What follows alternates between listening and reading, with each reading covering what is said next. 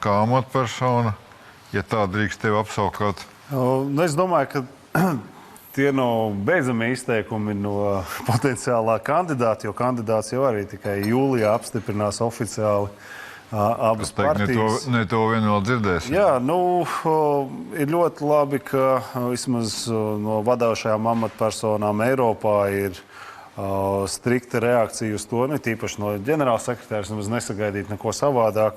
No viņa atspēkojumiem var teikt par to, ka NATO ir gatavs aizsargāt. Rihard, piedod, bet es vienkārši iejaukšos. Bet, ja mēs saprotam, ka Amerika objektīvi ir spēcīgākais NATO loceklis, tad saproti, ko saka ģenerālsekretārs vai ko saka vēl kāda Eiropas amatpersona. Tas ir labi, ka viņi to saka, neatkarīgi.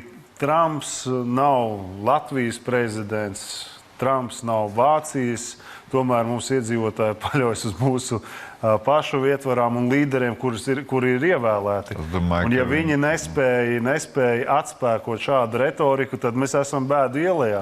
Otra lieta ir par praktiskiem soļiem. Te es piekrītu. Tagad ir publicēts jau atkal svaigākais tas procentu sadalījums dalībvalstu nevis iemaksām, bet tēriņa aizsardzībām.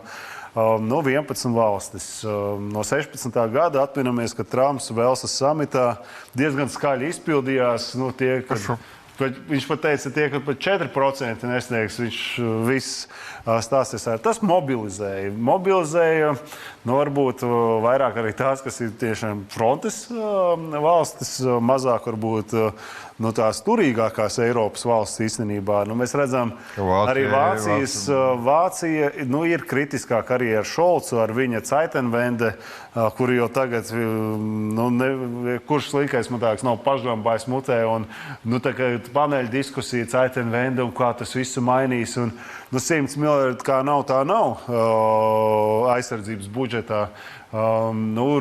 Pakāpeniski virsās. Bet kas būtu jāsaka ar šo retoriku?